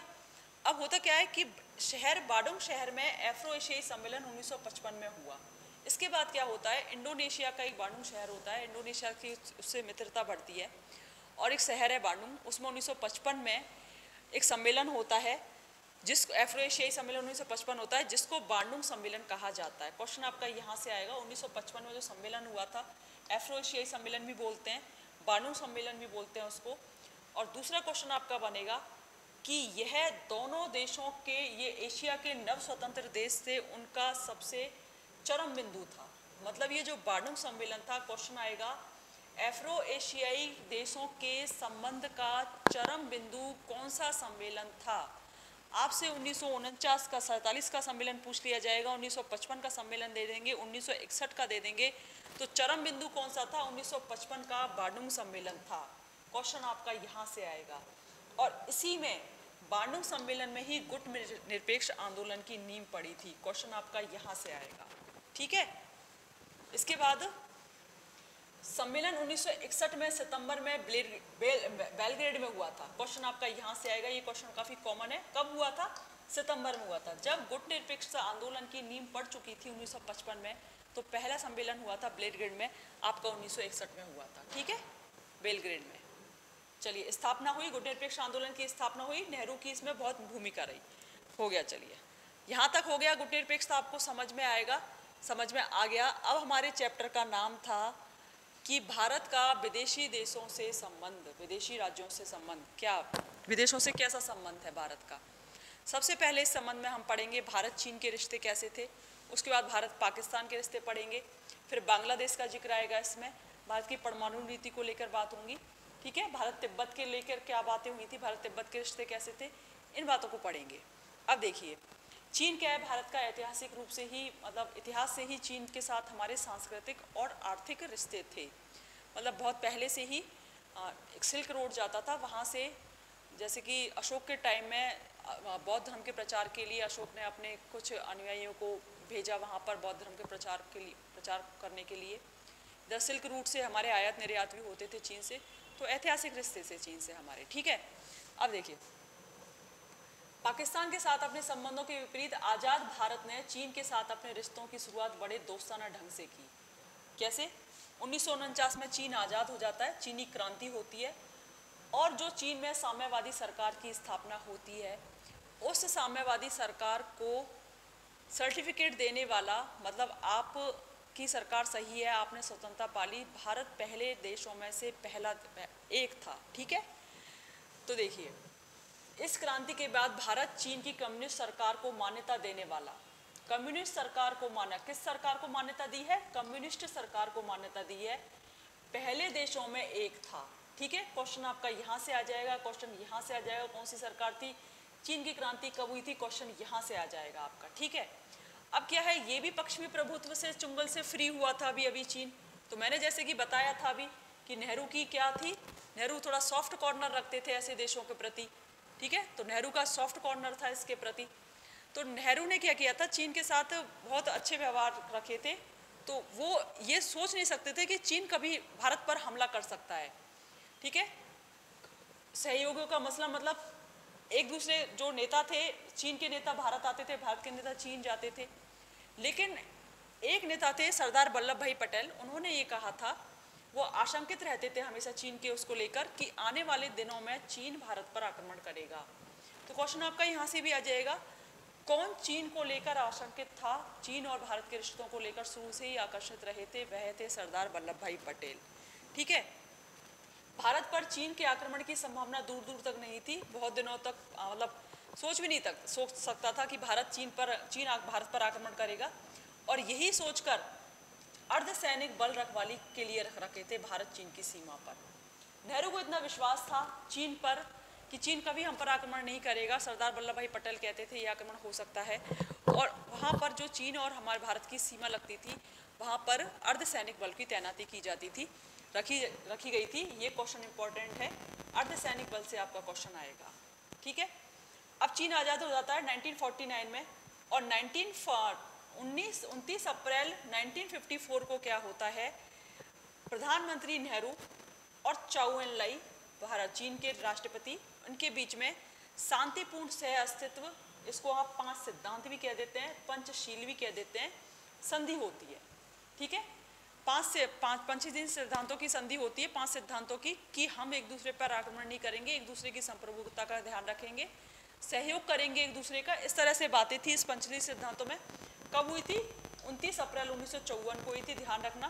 क्या कहा जाता है संधि को? 5 सिद्धांत कह लीजिए, पंचशील कह लीजिए, शांतिपूर्ण सह अस्तित्व कह लीजिए आप इसको। ठीक है, ये है। दोनों देशों के बीच मधुर संबंध थे। ठीक है, चीन के नेता अब एक दूसरे में आते थे, खूब स्वागत होता था इनका, जोर शोर से खूब अच्छे से बातें वो होती थी इनकी। ठीक है, स्वागत होता था, सोच नहीं सकते थे कि इस तरह का युद्ध हो। अब होता क्या है, चीन आक्रमण कर देता है भारत पर। ठीक है, चीन आक्रमण कर देता है 1962 पर भारत में। खटास आई दोनों के रिश्तों में, 2 कारणों से आई। किन कारणों से आई? चीन 1950 में तिब्बत पर कब्जा कर लिया था चीन ने, पहला कारण तो ये था, इस वजह से खटास आई। यहाँ से क्वेश्चन आ जाएगा आपका। इसमें भारत की चीन के बीच जो ऐतिहासिक रूप से जो एक मध्यवर्ती राज्य बना चला आ रहा था, वह खत्म हो गया। ठीक है, और नेक्स्ट क्या देख लेते हैं अपना, नेक्स्ट पेज लेके आते हैं। इस पेज में से बच्चे जो मैंने अंडरलाइन कर लिए, वहाँ से क्वेश्चन बनेंगे। अब देखिए, आपका आ गया तिब्बत को लेके खटास आई थी। अभी तिब्बत क्या है?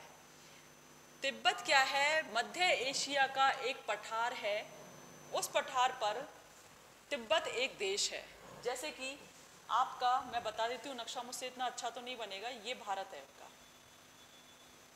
ठीक है, ये भारत है आपका, यहाँ पर आपका नेपाल है, यहाँ आपका तिब्बत आ जाता है, और यहाँ पर आपका चीन आ जाता है। ठीक है, ये आपका तिब्बत है, तिब्बत। अब तिब्बत को लेकर चीन क्या है, तिब्बत को अपना हिस्सा मानता है, तिब्बत मेरा हिस्सा है। भारत इसमें कुछ नहीं कहता है, ठीक है आपका हिस्सा है। और मैंने बताया था 1949 में कम्युनिस्ट सरकार को उसने मान्यता दे ही दी थी। चीन क्या है, इस तिब्बत पर अपने प्रशासनिक नियंत्रण रखता है। ठीक है, 1950 में प्रशासनिक नियंत्रण रखता है, तिब्बत बीच बीच में आज़ाद भी होता है, तिब्बत की जनता इस बात का विरोध करती है, लेकिन चीन उस बात को लेकर, भारत इस बात को लेकर कोई भी कुछ नहीं कहता है कभी कि आप इस तरह तिब्बत पर आक्रमण, मतलब प्रशासनिक नियंत्रण क्यों रख रहे हैं। अच्छा, 1954 में पंचशील के सिद्धांत हो ही जाते हैं, संधि हो ही जाती है। अब भारत इसमें भी कुछ नहीं बोलता। अब होता क्या है, देखिए, ऐतिहासिक रूप से तिब्बत का भारत और चीन के बीच एक विवाद, एक बड़ा मसला रहा है। अतीत में समय समय पर चीन ने तिब्बत पर अपना प्रशासनिक नियंत्रण रखा। कौन सा प्रशासनिक नियंत्रण जताया? तिब्बत आज़ाद भी हुआ। 1950 में चीन ने तिब्बत पर नियंत्रण कर लिया। अब होता क्या, 1950 में चीन नियंत्रण कर लेता है, भारत कुछ नहीं बोलता है, क्योंकि 1949 में तो उसने अभी मान्यता दी थी उसको। तिब्बत के ज़्यादातर लोग चीन के कब्जे का विरोध किया चीन के लोगों ने। 1954 में भारत और चीन में पंचशील समझौते पर हस्ताक्षर हो जाता है, तब भी भारत कुछ नहीं बोलता है। दोनों देश क्षेत्रीय संप्रभुता का सम्मान करते हैं। अब चीन जब क्षेत्रीय संप्रभुता का सम्मान करते हैं तो चीन इसका अर्थ यह लगाता है कि भारत ये मान चुका है कि तिब्बत हमारा ही हिस्सा है, क्योंकि चीन तो शुरू से मान के चल रहा था भाई उसको। 1949-1950 जब भारत ने कुछ नहीं बोला तो आगे क्यों बोलेगा भारत।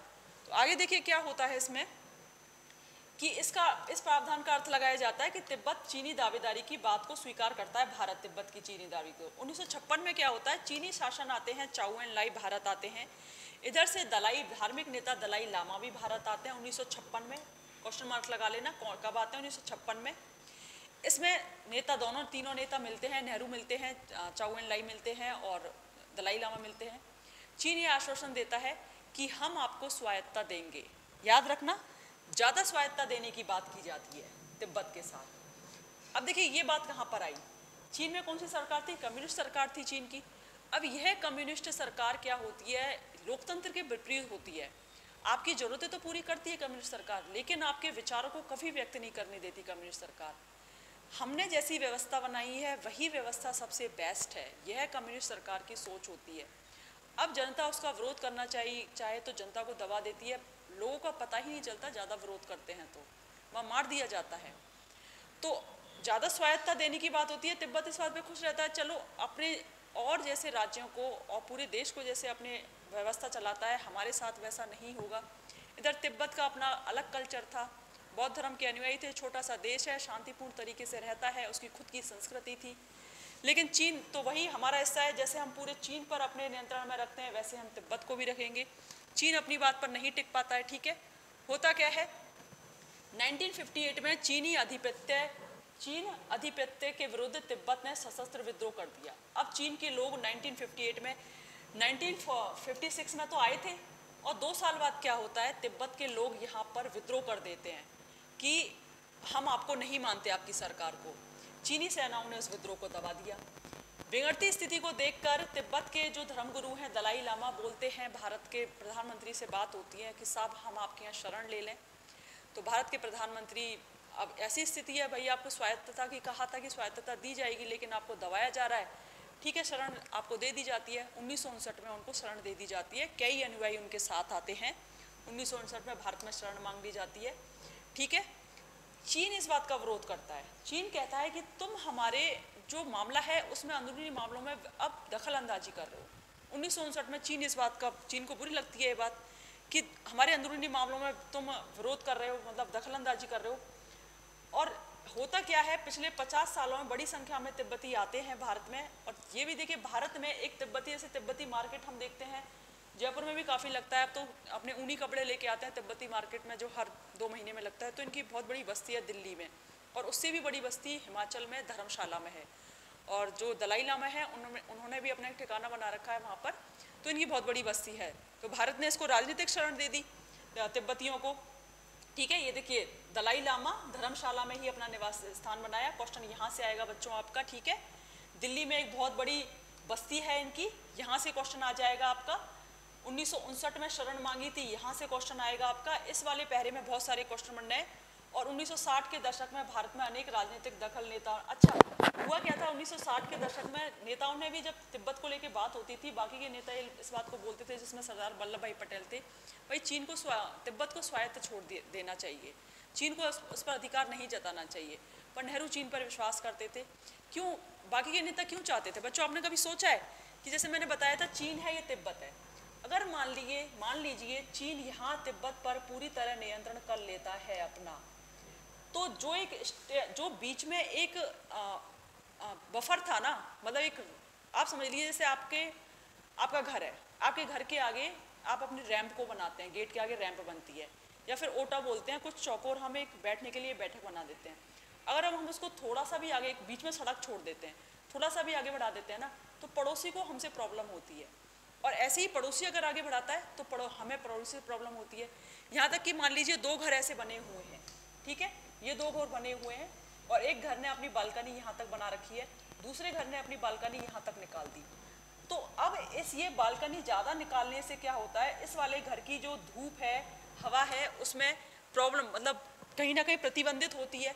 तो ऐसे में जो दूसरे जो नेता थे, राजनीतिक पार्टियां थी, वह तिब्बत का समर्थन करती थी, भाई तिब्बत को खुला छोड़ देना चाहिए, और भारत के पक्ष में था ये। अगर भारत शुरू से चीन की इस बात को नहीं मानता, इस बात में समर्थन नहीं करता, तो नेपाल तो था ही एक देश, नेपाल के बाद एक और देश था, तो चीन को कभी भारत पर, जैसे अभी अरुणाचल प्रदेश में और लद्दाख के एरिया में चीन कुछ ना कुछ करता रहता है, खटपट करता रहता है, तो हिम्मत नहीं होती भारत तक आने की, ठीक है। इसलिए एक देश चाहता है कि मेरा जो दुश्मन है उसके बीच में एक मेरा मित्र आ जाए। तो नेपाल और तिब्बत चीन के मित्र, उस भारत के मित्र हैं। चलिए आगे चलते हैं। ये हो गया आपका, चीन में स्वायत्त तिब्बत क्षेत्र बनाया, इस इलाके में चीन का अभिन्न अंग मानता है, तिब्बती जनता नहीं मानती इस बात को, ठीक है। इसमें यही बातें हैं। इस पैरे में मैंने काफ़ी क्वेश्चन और मार्क लगा दिए थे। ये भारत का नक्शा है, देखिए ये तिब्बत है आपका, ठीक है, यहाँ आपका काट नेपाल है और ये चीन है। अब सोचिए, चीन ने तिब्बत पर यहाँ पर अपना आधिपत्य जताया, धीरे धीरे मान लीजिए भारत ये मान लेता, भारत इसको मान लेता, ठीक है आप सही कह रहे हो, कुछ गलत नहीं है, और दलाई लामा को शरण नहीं देता भारत ऐसी स्थिति में, तो चीन अब तक इस देश को दबा चुका होता। धीरे धीरे वो हो सकता है कि नेपाल पर भी कुछ ना कुछ ऐतिहासिक दावा करता कि इतिहास में ऐसा था, नेपाल भी हमारा था, जैसे उसकी 5 फिंगर की वो होती है, 5 फिंगर का अपना सिद्धांत लेके चलता है, मतलब ये चीन है अपना और 5 फिंगर हैं, ये मेरे देश हैं, ऐसे 5 देश अपने मान के चलता है, जिसमें अरुणाचल प्रदेश मानता है ये, तिब्बत को अपनी हथेली मानता है, काठमांडू, और इधर भारत के काफ़ी हिस्सों को ये अपनी 5 उंगलियां मानता है। इस तरह का सिद्धांत लेके चलता है, ठीक है। नेक्स्ट लेके चलते हैं। चलिए, पता चल गया कि क्या अपना चीन के बीच में और नेपाल के बीच में क्या प्रॉब्लम थी, भारत के बीच में तिब्बत को लेके क्यों 1962 में फिर उसने चीन ने आक्रमण किया था। अब चीन ने इस कदम का खुले तौर पर विरोध नहीं किया, जब चीन ने जब ऐसा किया तो भारत ने खुले तौर पर विरोध नहीं किया था इसका। तिब्बत की संस्कृति को कुचलने की खबरें जैसे जैसे सामने आने लगती हैं, भारत की बेचैनी बढ़ी कि यह तो उल्टा हो रहा है, ये तो तिब्बत की संस्कृति को कुचलने के लिए कल कोई भारत पे भी हावी होंगे। तो तिब्बत के धार्मिक नेता दलाई लामा आ जाते हैं, ये मैंने बता दिया, 1959 में शरण दे दी जाती है, और आरोप लगाता है चीन कि भारत सरकार हमारे अंदरूनी गतिविधियों को हवा दे रही है, इस बात को कहता है, ठीक है। अब क्या होता है, इससे कुछ दिन पहले ही भारत और चीन में एक सीमा विवाद और खड़ा होता है, ठीक है। वो सीमा विवाद अंग्रेजों के, भारत कहता है नहीं, अंग्रेजी टाइम में वह सीमा विवाद सुलझा लिया गया था, लेकिन चीन नहीं मानता उसको। चीन कहता है हम नहीं मानते उस सीमा को, अंग्रेजी शासन के समय का फैसला नहीं माना जा सकता। मुख्य विवाद चीन से लगी सीमा पश्चिमी और पूर्वी छोर के बारे में है। अब देखिए, चीन ने भारतीय क्षेत्र भू क्षेत्र के पड़ने वाले 2 इलाकों जम्मू कश्मीर और लद्दाख, मैंने बताया था कि ये देखिए, ये आपका जैसे भारत है, ठीक है, ये भारत है आपका बच्चों, इसी तरह का नक्शा है, ठीक है। यहाँ पर चीन है, यहाँ पर आपका लद्दाख है, लद्दाख। अब चीन का यहाँ पर, यहाँ से यहाँ तक आ रहा है, मान लीजिए यहाँ से यहाँ तक है ना, एक तो ये हिस्सा, और यहाँ नेपाल आ गया, यहाँ तिब्बत आ गया, फिर चीन का दूसरी सीमा कहाँ लगती है, अरुणाचल प्रदेश से लगती है, अरुणाचल से लगती है। ये आपका ऐसे ऐसे करके यहाँ नेपाल आ गया, ये सिक्किम आ गया आपका ये, और यहाँ पर ये अरुणाचल प्रदेश, यहाँ से चीन की सीमा लग रही है, एक यहाँ से चीन की सीमा लग रही है, और आपकी यहाँ से चीन की सीमा लग रही है, ठीक है। चलिए देखिए, जम्मू कश्मीर और अरुणाचल प्रदेश के अधिकांश हिस्सों पर अपना अधिकार जताया इसने, चीन ने। अब क्या, अरुणाचल प्रदेश को उस समय नेफा कहा जाता था, उत्तर पूर्वी सीमांत, क्वेश्चन आपका यहाँ से बनेगा, ठीक है। अरुणाचल प्रदेश को उस वक्त क्या कहा जाता था, नेफा कहा जाता था। 1957 से 1959 के बीच में चीन ने अक्साई चीन इलाके पर कब्जा कर लिया। चीन 1957 से लेकर 1959 में कब किया, अक्साई चीन पर कब्जा कर लिया, उसने रणनीतिक बढ़त हासिल की और सड़क बनाने की योजना बनाई उसने। बीच बीच में लंबी वार्ताएं चली, मामला सुलझाने की बात की गई, लेकिन चीन नहीं माना, ठीक है, आपने पहले किताब में पढ़ा था। अब होता क्या है, ये चीज़ें चलती रहीं, 1959 की बात आ गई, क्यूबा संकट आ जाता है विश्व में एक संकट आता है क्यूबा। क्यूबा क्या है, अमेरिका के पास एक देश है, साम्यवादी सरकार है वहाँ पर। रशिया, यूएसएसआर क्या करता है, वहाँ पर अपने जहाज तैनात कर देता है, युद्धपोत सेना कर देता है तैनात, अमेरिका को 6-7 दिन के अंदर ये बात पता चलती है। अमेरिका उसको कहता है यूएसएसआर को, क्योंकि आप इसे हटा लीजिए, यूएसएसआर नहीं हटाता है। आप जानते हैं शीत युद्ध चल रहा था, दोनों देशों में मैं बड़ा इस बात की लड़ाई चल रही थी। तो ऐसे में जब ये संकट पूरी दुनिया की निगाह दोनों देशों पर पड़ गई थी, क्योंकि दोनों देश परमाणु शक्ति संपन्न थे, तो उस वक्त कंडीशन स्थिति ऐसी बन गई थी कि अब फिर से अब तृतीय विश्व युद्ध होने वाला है। मतलब हो चुका था कि युद्ध कभी भी हो सकता है भारत, यूएसएसआर और अमेरिका के बीच में। चीन इसका फ़ायदा उठाता है, विश्व की निगाह उस वाले युद्ध पर होती है। चीन क्या करता है, ऐसे में 1962 में जिस समय पूरे विश्व का ध्यान महाशक्तियों की तनातनी पर लगा हुआ था, उसी समय 1962 के अक्टूबर में, याद रखना अक्टूबर में, क्वेश्चन यहाँ से आएगा, दोनों विवादित क्षेत्रों पर बड़ी तेजी से व्यापक हमला करता है। अब देखिए क्वेश्चन इस पैरामे से बनेंगे। पहला आपके आगे अक्टूबर में किया उसने, ठीक है। चीनी सेना अरुणाचल प्रदेश के कुछ महत्वपूर्ण इलाकों पर कब्जा कर लिया। अक्टूबर में क्या करती है, अरुणाचल प्रदेश पे कब्जा करती है वो, ठीक है। देखिए कैसी प्लानिंग से वो हमला करता है। हमले का अगला दौर आता है उसका नवंबर, अक्टूबर के बाद वो नवंबर के महीने में शुरू करता है, और लद्दाख से लगे पश्चिमी मोर्चे पर भारतीय सेना ने चीन की बढ़त को रोका। जब वो नेक्स्ट हमला करता है वो लद्दाख में, तो यहाँ पर भारतीय सेना रोक लेती है। अब देखिए उसने अरुणाचल प्रदेश पे कर दिया, इधर से उसने लद्दाख पे कर दिया, भारतीय सेना लद्दाख को संभाल ली है, अरुणाचल प्रदेश को इतना, और सैनिक कौन से हैं, अर्धसैनिक बल लगे हुए हैं हमारे, ठीक है। क्या करता है वह, असम तक आ जाता है, और बीच में जो असम का इलाका है वहाँ से भी थोड़ा उसको रास्ता मिल जाता है, असम के मैदानी इलाके तक आ जाता है वह। 3 जगह से घेर लिया। भारतीय सेना, भारतीय राजनीतिज्ञ हैं, भारत सरकार परेशान होती है। आखिर फिर चीन क्या कहती है, एक तरफा युद्ध विराम कर देती है, और जहाँ पर पहले से मुकाम थी, उसकी सेना थी चीन की, उस वक्त फिर से वो तैनात हो जाती है। क्या संदेश देना चाहता था चीन, इस बात को, आक्रमण को करके क्या संदेश देना चाहता था, वह भारत को बताना चाहता था कि आप हमारे अंदरूनी मामलों में दखल अंदाजी मत करिए, अगर आप करते हैं तो ये होगा, ठीक है। खुद ही आक्रमण करता है, बहुत प्लानिंग से आक्रमण करता है, भारत अंदाजा भी नहीं लगा पाता कि ऐसा होगा, अर्धसैनिक बल तैनात कर रखे थे उसने, और फिर चीन एक तरफा युद्ध विराम कर देता है, भारत देखता रह जाता है। युद्ध का नतीजा यह निकलता है, विश्व पटल पर भारत की छवि बहुत ज़्यादा धूमिल होती है, अंदर भारत के अंदर भी क्षेत्र पर भी भारत की छवि, नेहरू की छवि धूमिल होती है, क्योंकि नेहरू ने अंधविश्वास किया था चीन पर। इतनी छवि धूमिल नहीं होती अगर दूसरे नेता उनको चेताते नहीं। इसमें बात यह भी आ गई कि सरदार वल्लभ भाई पटेल ने कहा था, आशंका थी कि चीन आक्रमण करेगा हम पर, लेकिन नेहरू ने नहीं माना था, तो नेहरू बहुत ज़्यादा टेंशन में भी आ जाते हैं। उसके 2 साल बाद ही उनकी मृत्यु हो जाती है। चीन युद्ध से भारत की छवि को देश विदेश जगह पर धक्का लगा, ठीक है। संकट से उबरने के लिए भारत ने अमेरिका और ब्रिटेन, देखिए किन 2 देशों से मदद मांगी, अमेरिका और ब्रिटेन से मदद मांगी थी, सैन्य मदद मांगी थी, लेकिन उन्होंने मदद नहीं की। सोवियत संघ इस मामले में बिल्कुल तटस्थ बना रहा। ये होती है विदेश नीति, ठीक है। अमेरिका चुप रहा, अमेरिका ने कोई सैन्य मदद, क्योंकि अमेरिका तो क्यूबा संकट से, उस वक्त क्यूबा संकट पे उसका वो था। ब्रिटेन भी चुप रहा, और यूएसएसआर भी उस वक्त तटस्थ रहा, क्योंकि वो अपनी विदेश नीति साध रहे थे, हम अपनी विदेश नीति चाह रहे थे, ठीक है।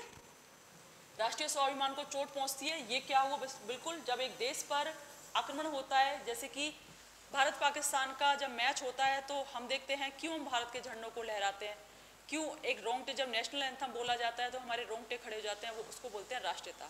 अगर कोई देश भारत पर आक्रमण करता है तो हम सीमाओं पर नहीं हैं, फिर भी हमारे सैनिकों के लिए, हमारे देश के लिए हमारे एक आग होती है कि नहीं, हमारा देश ही जीतना चाहिए, किसी ने हम पर आक्रमण कर दिया तो कैसे कर दिया, क्यों, तो इसको राष्ट्रीयता बोलते हैं। तो राष्ट्रीय भावना को ठेस पहुंचती है, और राष्ट्रीय भावना को ठेस पहुंचती है। कुछ सैन्य कमांडरों ने इस्तीफा दे दिया था, अवकाश ग्रहण कर लिया था, उस वक्त रक्षा मंत्री थे। क्वेश्चन यहाँ से आएगा, बीके कृष्ण मेनन, मंत्रिमंडल को छोड़ना पड़ा, क्योंकि नहीं समझ पाए थे वो इस बात को कि इस तरह से हो सकता है।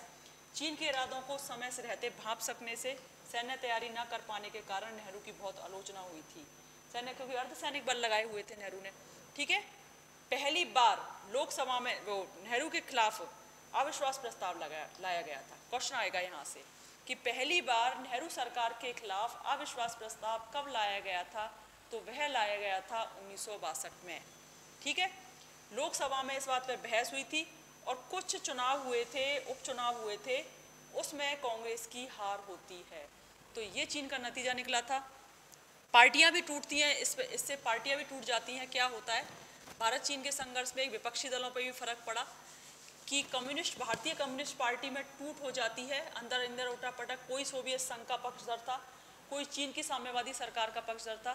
जो सोवियत संघ की पक्षधर थी, जो लोग, उन्होंने अपनी अलग से भारतीय मार्क्सवादी पार्टी बना ली। यहाँ तक कि उन्होंने चीन का समर्थन भी किया और ऐसे में कुछ नेताओं को गिरफ्तार भी कर लिया जाता है। बताइए, ऐसी बातें भी होती हैं कि भारत पर आक्रमण होता है और उस वक्त चीन की CPIM होता है, चीन के युद्ध क्रम में माकपा के कई नेताओं को उनका पक्ष लेने में, वो पक्ष ले रहे थे चीन का, जो किया ठीक किया, गिरफ्तार कर लिया जाता है, क्योंकि राष्ट्र विरोधी भावनाएं होती हैं। उनके साथ फिर और लोग भी जुड़ते और अंदर ही अंदर आंदोलन होने के चांस थे, उनको गिरफ्तार कर लिया जाता है। ठीक है, चीन के साथ हुए युद्ध में भारत के नेताओं को पूर्वोत्तर की, अब भारत को पता चला कि वास्तव में पूर्वोत्तर जो है, जिसको चिकन नेक बोलते हैं, जो हमारे 7 राज्य हैं वो हमसे कटे छटे हैं। पहली बार भारत को सरकार को महसूस हुई ये बात। स्थिति का वहाँ जायजा लिया गया, वहाँ पर प्रशासनिक दृष्टि से, वहाँ पर आर्थिक दृष्टि से ध्यान दिया जाने लगा और नागालैंड को इसी के चलते 1963 में नागालैंड को 1963 में राज्य का दर्जा दे दिया जाता। चलिए भारत पाकिस्तान लेके चलते हैं। मैंने इसमें बताया था पहले वाले पेज में, देखिए छाया युद्ध हो जाता है भारत और पाकिस्तान के बीच में 1947 में। छाया युद्ध पे मैंने करवाया था, आपको अंडरलाइन करवाई थी।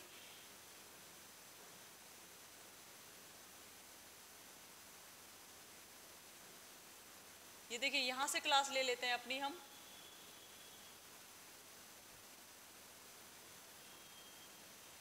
कि 1970 में क्या है, चुनाव होते हैं पाकिस्तान और इसके बीच में, दोनों पाकिस्तानों में चुनाव होते हैं, पूर्वी पाकिस्तान और पश्चिमी पाकिस्तान में, और पहले आम चुनाव होते हैं। मैंने यहाँ पर क्वेश्चन मार्क लगवाया था, ये पहले आम चुनाव होते हैं। जुल्फिकार अली भुट्टो पश्चिमी पाकिस्तान में जीतते हैं और पूर्वी पाकिस्तान में मुजीबर रहमान पार्टी आवामी लीग जीतती है यहाँ पर। ठीक है, लेकिन पश्चिमी पाकिस्तान की सरकार इस बात को वो मतलब पचा नहीं पाती है कि यहाँ पर मुजीबर रहमान की आवामी लीग जीती। अच्छा, ये क्यों जीती थी यहाँ पर? क्योंकि बंगाली जनता ने, जो यहाँ के जो पश्चिमी पाकिस्तान की जनता थी, बंगाली जनता, उसने क्या है, वोट दिए थे आवामी लीग को। क्यों? क्योंकि नागरिकता के स्तर पर पश्चिमी पाकिस्तान ने यहाँ की जनता से एक दोहरे दर्जे का व्यवहार किया था, जिससे बंगाली जनता विरुद्ध थी उनके, और उन्होंने आवामी लीग को वोट दिए थे। आवामी लीग एक परिसंघ बनाना चाहती थी, जिसमें पाकिस्तान ने मना कर दिया था। ठीक है, क्वेश्चन मार्क लगा दिया, क्वेश्चन यहाँ से आएंगे। अब देखते हैं आगे हम अपना। आगे मैंने बताया था आपको कि जब यह होता है तो 1971 में क्या होता है, 70 में चुनाव होता है, 1971 में शेख मुजीबुर रहमान को गिरफ्तार कर लिया जाता है और वहाँ की जनता की, मतलब खुद एक पाकिस्तान दूसरे पाकिस्तान अपने ही हिस्से पर सेना भेज देता है और वहाँ की जनता पर, जो बंगाली जनता होती है, अत्याचार किए जाते हैं। नतीजा क्या निकलता है, वहाँ की जनता आकर भारत के जो पास के इलाके थे, जो सीमा वहाँ से टच हो रही थी, वहाँ पर शरण लेते हैं और कम से कम 80 लाख शरणार्थी आते हैं इस 1971 की सैन्य आक्रमण से। ठीक है, अब क्या करता है भारत, इसमें कहता है कि ये तो बड़ी समस्या हुई थी, इंदिरा गांधी उस वक्त प्रधानमंत्री थी, तो भारत में वैसे ही खाद्य संकट था, ऐसे में 80 लाख लोगों के लिए व्यवस्था करना भारत में अपने आप में एक चुनौती थी। तो इधर हम सोचते हैं, भारत सोचता है कि क्या इसका जवाब भारत को आक्रमण करके देना चाहिए, भारत को भी अपनी तरफ से सेना भेजनी चाहिए, क्योंकि शरणार्थी आते जा रहे थे, 80 लाख शरणार्थी आ रहे थे। तो ऐसे में अभी हमला करने का सही नहीं समझा था समय हमने, तो हम क्या करते हैं, मुक्ति मोर्चा चलाते हैं पाकिस्तान के विरुद्ध, और भारत बोलता है कि हम नैतिक और भौतिक समर्थन सहायता दे रहे हैं, नैतिक समर्थन दे रहे हैं और भौतिक सहायता दे रहे हैं। इस बात को क्वेश्चन मार्क लगा लेना, कौन कौन सी सहायता दी थी, क्या समर्थन दिया था। मुक्ति संग्राम चलाया था, एक मुक्ति संग्राम केरल की सरकार के खिलाफ भी चलाया था कांग्रेस सरकार ने, जब केरल की कम्युनिस्ट पार्टी बनी थी। हमने तीसरे चैप्टर में पढ़ा था। 2 शब्द आ गए हैं अपने, ध्यान रखना है इनको। ठीक है, अब क्या होता है कि पाकिस्तान बोलता है, पश्चिमी पाकिस्तान बोलता है कि हमारे अंदरूनी मामलों में भारत दखलंदाजी कर रहा है। ठीक है, इस तरह की बातें करता है। पाकिस्तान को अमेरिका और चीन से मदद मिलती है। अब पाकिस्तान को इस युद्ध में क्या है, अमेरिका और चीन से मदद मिलती है। 1960 के दशक में अमेरिका चीन के बीचों में सामान्य करने की कोशिश चल रही थी। ठीक है, अमेरिका और चीन के बीच संबंधों को सामान्य करने की कोशिश चल रही थी। ठीक है, इससे एशिया में सत्ता का समीकरण नया रूप ले रहा था। अब क्या हो रहा था, मैंने बताया था कि अमेरिका, पाकिस्तान और चीन, एक नई दूरी बन रही थी एशिया में, क्योंकि यूएसएसआर महाशक्ति के रूप में उभर रहा था। तो ऐसे में अमेरिका और चीन क्या करते हैं, पाकिस्तान का समर्थन करते हैं। भारत क्या करता है इसके विरोध में? अब भारत सोचता है जब इसका वो कर रहे हैं तो फिर मैं भी कुछ सलाह किसी से समर्थन मांगता हूँ। अच्छा, इससे क्या पहले क्या होता है कि नई दूरी बनाने के लिए अमेरिका में राष्ट्रपति थे रिचर्ड निक्सन, क्वेश्चन मार्क लगाना, और उनके सलाहकार थे हेनरी किसिंजर। 1971 में इन्होंने जुलाई में, किस महीने में? जुलाई में पाकिस्तान होते हुए चीन की यात्रा की थी, क्योंकि ये एक नई दूरी बनाना चाहते थे यूएसएसआर को दबाने के लिए। ठीक है, अमेरिका, पाकिस्तान और चीन की धुरी बनती देख भारत ने इसके जवाब में कहा सोवियत संघ के साथ 1971 में शांति और मित्रता की एक 20 वर्षीय संधि की। याद रखना, किसके साथ शांति और मित्रता की 20 वर्षीय संधि की? सोवियत संघ के साथ की। कब की? 1971 में की। वह कितने साल के लिए की? 20 वर्ष के लिए की। ठीक है, और सोवियत संघ ने कहा, आश्वासन दिया इस बात का कि अगर तुम पे हमला होता है तो सोवियत संघ भारत की मदद करेगा। अब इधर पाकिस्तान की मदद अमेरिका और चीन कर रहे थे, और भारत की मदद करने का जो आश्वासन दिया वह सोवियत संघ ने दिया था। फिर से दो विश्व आ गए थे। देखो, दोनों बड़े बड़े देश आ गए थे। दो छोटे देशों के युद्ध में दो बड़े बड़े देश आ गए थे। इस तरह अपने आप को दो बड़े देश जता रहे थे। ठीक है, तो महीनों में इस तरह की राजनयिक बात होती रही, तनाव होते रहे। होता क्या है, 1971 में दिसंबर के महीने में, क्योंकि दिसंबर का महीना अनुकूल था उस वक्त, पाकिस्तान के बीच एक पूर्णव्यापी युद्ध छिड़ जाता है भारत पाकिस्तान के बीच में। ठीक है, पाकिस्तान के लड़ाकू विमान, अब देखिए पाकिस्तान ने लड़ाकू अपने विमानों से पंजाब और राजस्थान पर हमले किए थे। याद रखना, किससे? लड़ाकू विमानों से। किन जगहों पर किए थे? पंजाब और राजस्थान पर। जबकि उसकी सेना ने जम्मू कश्मीर पर अपना मोर्चा खोल दिया था। लेकिन भारत की वायुसेना, नौसेना और थल सेना तीनों ही भूते पश्चिमी और पूर्वी मोर्चे पर कार्रवाई की। भारत ने तीनों सेना काम में ली। पाकिस्तान ने क्या किया था? वायुसेना से तो पंजाब और राजस्थान पे किया था, और सैनिक हमला किया था जम्मू कश्मीर में। भारत ने तीनों ही सेनाओं से मोर्चा संभाला था अपना, और पूर्वी पाकिस्तान में तेजी से आगे बढ़ी। 10 दिन में, कितने दिन तक चला था? 10 दिन तक ढाका तक पहुंच गई थी सेना। ढाका को तीनों ओर से घेर लिया था, और 90,000 सैनिकों ने, पाकिस्तानी सैनिकों ने आत्मसमर्पण कर दिया था। याद रखना, कितने? 90,000 सैनिकों ने। और भारतीय राष्ट्रीय सेना की तरफ से एक तरफा युद्ध विराम कर दिया जाता है जैसे ही समर्पण कर दिया जाता है। इसके बाद 3 जुलाई 1972 को इंदिरा गांधी और जुल्फिकार अली भुट्टो के बीच में एक शिमला समझौता होता है। तो शिमला समझौता कब हुआ? 3 जुलाई 1972 को हुआ आपका। इंदिरा गांधी और जुल्फिकार अली भुट्टो के बीच में हुआ। तो ये थी भारत पाकिस्तान की कहानी, शुरू से लेके कैसे कैसे पाकिस्तान बना भारत में से। पहले छाया युद्ध छिड़ा था 1947 में, विश्व बैंक की सहायता से सिंधु नदी जल बंटवारे की विवाद सुलझाया गया था। उसके बाद आपका 1965 का युद्ध, जिसमें सोवियत संघ ने और संयुक्त राष्ट्र संघ ने मध्यस्थता की थी। ठीक है, और अभी 1972 का युद्ध, शिमला समझौता हुआ था। ये देखिए, नेक्स्ट देखते हैं, भारत ने अपने सीमित संसाधनों को नियोजित विकास में।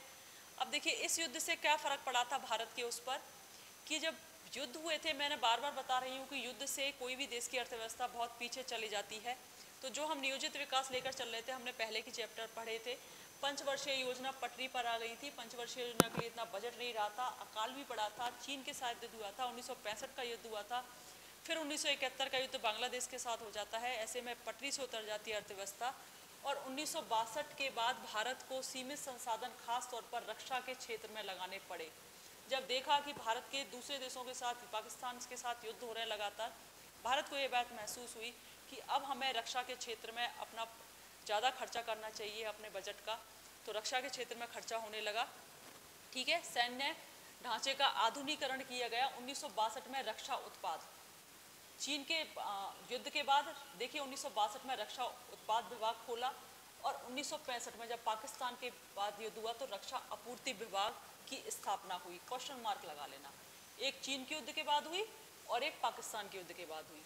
तीसरी पंचवर्षीय योजना में क्या हुआ कि जो 5 वर्ष की योजना चलती थी वह 1 ईयर की चली, एक साल की योजना चली थी, और फिर से चौथी पंचवर्षीय योजना 1969 में शुरू हुई। मतलब जब 1969 आया फिर से हम 5 वर्ष की योजना लेकर चले थे। इससे पहले हमने क्या किया, 1966, 65, 66, इसके बाद 67, इसके बाद 68, ठीक है। ये 3 योजनाएं हम 1 ईयर प्लान लेकर चले थे, 1 ईयर प्लान लेकर चले थे हम इनमें, ठीक है।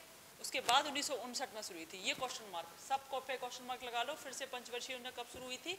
1959 में। कौन कौन से 1 ईयर प्लान थे? 1966, 67, 68, एक साल की योजनाएं बनी थी। चलिए, ये भारत पाकिस्तान का युद्ध हो गया अपना, ठीक है। अब हम देखते हैं भारत की परमाणु नीति। भारत की परमाणु नीति क्या थी? जब भारत आज़ाद हुआ था, विश्व पटल पे मैंने बताया था एक घटना ये भी हो रही थी, सेकंड वर्ल्ड वार में क्या हुआ था, परमाणु विस्फोट किया, मतलब परमाणु बम गिराए गए थे जापान पर। तो ये पता चल चुका था कि विश्व में अब कोई एक ऐसा हथियार आ चुका है, परमाणु, ठीक है, परमाणु बम बोलते हैं जिसको। तो परमाणु का भी आविष्कार हो चुका था भारत का।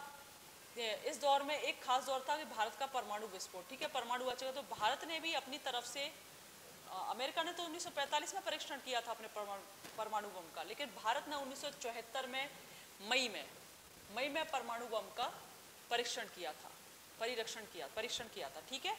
पाकिस्तान के युद्ध के, जब बांग्लादेश का जन्म हुआ उसके युद्ध के बाद जो पाकिस्तान के साथ युद्ध हुआ था। कि भारत के निर्माण के लिए नेहरू ने हमेशा विज्ञान और प्रौद्योगिकी पर नजर दिया, ठीक है। इसमें ये क्वेश्चन दूसरा है, इसकी शुरुआत 1940 में ही हो गई थी। 40 के दशक से ही परमाणु पर हम बात करने लगे थे, परमाणु, और इसके अंतिम सालों में होमी जहांगीर भाभा के निर्देशन में हो चुकी थी। मतलब परमाणु पर जो काम चल रहा था भारत के अंतर्गत, वो 1940 से ही नेहरू के निर्देशन में, मतलब नेहरू के अंडर में था ये परमाणु विभाग, और निर्देशन किसका था? डॉक्टर होमी जहांगीर भाभा का, ठीक है, होमी जहांगीर भाभा का, ठीक है। इसके लिए अणु ऊर्जा, लेकिन जब ये विस्फोट हुआ तो भारत ने कहा था 1974 में मई में जब ये विस्फोट किया था, इंदिरा गांधी प्रधानमंत्री थी, तो देशों ने इस पर नियंत्रण लगाया भारत पर कि आप ऐसा परमाणु कैसे कर सकते हैं, परमाणु विस्फोट। तो भारत ने कहा था कि हमारी जो परमाणु हथियार है वह ऊर्जा के लिए है, किसी भी महाशक्ति पर व्यापक परमाणु, मतलब ये ऊर्जा के शांतिपूर्ण उद्देश्यों के लिए कहिए, हम इसका इस्तेमाल ऊर्जा के लिए करेंगे, ठीक है, बिजली के बनाने के लिए, कुछ इस तरह से। तो नेहरू परमाणु हथियारों के खिलाफ थे, उन्होंने महाशक्तियों के, अब देखिए जब ये परमाणु हो रही थी तो एक व्यापक परमाणु निशस्त्रीकरण का जोर दिया जा रहा था विश्व में। भाई सभी देश, चीन ने क्या है 1964 में अपना परमाणु परीक्षण कर लिया था, अमेरिका परमाणु संपन्न हो चुका था, ब्रिटेन हो चुका था, फ्रांस हो चुका था, यूएसएसआर हो चुका था, चीन हो चुका था। तीनों ही महाशक्तियां थी, तीनों के पास, पांचों ही महाशक्तियां हैं, पांचों के पास वीटो पावर है, ठीक है। तो अब ये क्या करते हैं, जब पांचों के पास परमाणु शक्ति आ जाती है तो ये बोले के आते हैं, एक प्रस्ताव लेकर आते हैं, व्यापक परमाणु निशस्त्रीकरण का एक प्रस्ताव लेकर आते हैं कि अब कोई भी देश, विश्व में कोई भी देश परमाणु परीक्षण नहीं करेगा। इसके लिए विरोध करते हैं, नेहरू विरोध करते हैं। साम्यवादी शासन वाले चीन में 1964 में अक्टूबर में परमाणु परीक्षण हो गया था, ठीक है। इस पे क्वेश्चन मार्क लगा लेना, चीन ने कब किया था। संयुक्त राज्य अमेरिका, सोवियत संघ, ब्रिटेन और फ्रांस, चीन, ये सब सुरक्षा परिषद के भी सदस्य हैं, 5 स्थायी सदस्य हैं। और दुनिया के देशों पर 1968 में परमाणु अप्रसार संधि को थोपना चाह रहे थे ये पांचों देश। ये नहीं चाहते थे कि हमारे अलावा कोई और भी परमाणु शक्ति संपन्न बने। भारत ने कर चुका था परीक्षण कर चुका था। भारत ने कहा हमने ऊर्जा के लिए परीक्षण किया है, ये उसने शांतिपूर्ण परीक्षण करार दिया इस अपने परीक्षण को, ठीक है। चलिए ये हो गया। अब क्या होता है, जिस वक्त परमाणु परीक्षण किया जा रहा था, घरेलू राजनीति में भी उस वक्त बहुत कठिन थी, क्योंकि 1973 में क्या है, अरब इजराइल युद्ध हो रहा था। जब भारत ने, एक तो युद्ध होकर चुका था, युद्ध से वैसी अर्थव्यवस्था पीछे चली गई, अब परमाणु परीक्षण भी कर लिया। दूसरे देश जो महाशक्तियां थी अचंभित हुई इससे कि भारत के पास भी परमाणु हथियार है, वो उस पर कुछ प्रतिबंध लगा देती है। एक विश्व में क्या हो रहा था कि अरब इजराइल युद्ध हो रहा था, जिसमें पूरे विश्व में तेल के दामों में बहुत बढ़ोतरी हो गई। दूसरे, इससे भारत की मुद्रास्फीति बहुत ज़्यादा बढ़ गई थी, ठीक है। तो ये इस पे भारत पर इफेक्ट पड़े थे इनके। चलिए अब परमाणु कार्यक्रम को लेके भारत की और बातों को देख लेते हैं। मैंने क्वेश्चन मार्क लगवा दिए थे वहाँ पर, देखिए। भारत परमाणु अप्रसार के लक्ष्य को ध्यान में रखकर की गई संधियों का विरोध करता है। क्यों विरोध करता है भारत इन संधियों का? क्योंकि ये देशों पर लागू होने की थी जो परमाणु शक्ति से हीन थी। परमाणु अप्रसार संधि का भारत क्यों विरोध करता है? क्योंकि जो हीन थी उन पर लागू होती है ये संधि। ऐसे में एक अधिकार की वैधता को दी जा रही थी, चुनौती दी जा रही थी। 1995 में जब परमाणु अप्रसार संधि को अनिश्चित काल के लिए बढ़ाया गया, 1995 में फिर से बढ़ाया गया था परमाणु अप्रसार संधि को, तो व्यापक परमाणु परीक्षण प्रतिबंध संधि, इसका फुल नाम आपसे पूछ लिया जाएगा इंग्लिश में, कॉम्प्रिहेंसिव टेस्ट ब्रांड TTCTBT का फुल फॉर्म क्या है, ये आपसे क्वेश्चन मार्क पूछ लिया जाएगा। परमाणु परीक्षण प्रतिबंध संधि, ये आपसे क्वेश्चन पूछ लिया जाएगा। भारत ने इस पर हस्ताक्षर करने से मना कर दिया था, इनकार कर दिया था, ठीक है, ये क्वेश्चन पूछ लिया जाएगा। इंग्लिश में इसका नाम आ जाएगा, हिंदी में इसका पूरा नाम पूछ लिया जाएगा। भारत की क्या बयान रहे थे इस पर, ये पूछ लिया जाएगा। तो भारत ने इस पर मना कर दिया था, ठीक है। भारत ने 1998 मई में परमाणु परीक्षण किए। अब दूसरा परमाणु परीक्षण करता है भारत। 1998 में प्रधानमंत्री अटल बिहारी वाजपेयी थे और पहले में उसने कहा था कि हम ऊर्जा के लिए परमाणु परीक्षण कर रहे हैं, लेकिन दूसरे परमाणु परीक्षण में वह कहता है कि यह परमाणु परीक्षण हमने सैन्य उद्देश्यों के लिए किए हैं। अब वो खुल के बोलता है कि हमारी सेना के पास भी परमाणु हथियार हैं, यह भारत की विदेश नीति रही थी। तो ठीक है, अणु शक्ति को इस्तेमाल लाने की क्षमता हम में भी है। अब जैसे ही भारत ये कहता है, उसके तुरंत बाद पाकिस्तान भी परमाणु परीक्षण कर देता है, ठीक है। देश फिर से आशंका में आ जाता है कि इन दो देशों के पास दोनों आपस में दुश्मन हैं और इन पर परमाणु हथियार हैं। आप देखते हैं, एक उत्तर कोरिया एक देश है, कटा हुआ है बिल्कुल विश्व से, साम्यवादी, उसके किम जोंग की सरकार चलती है। वो जब मन में आता है तब धमकी देता है कि परमाणु परीक्षण वो करता ही रहता है, हर 5 महीने में परमाणु परीक्षण करता है और धमकी देता है कि मुझसे अगर किसी ने कुछ कहा तो मैं परमाणु विस्फोट कर दूंगा, ठीक है। वही तुम इतने छोटे से हो, उत्तर कोरिया इतना छोटा सा देश है और वो चाहे तो पूरे विश्व को तबाह कर सकता है। तो एक ऐसा बॉम्ब आ चुका है, सभी डरते हैं कि इनको आगे नहीं बढ़े हथियार, इस तरह का कुछ लड़ाई नहीं हो इस तरह की।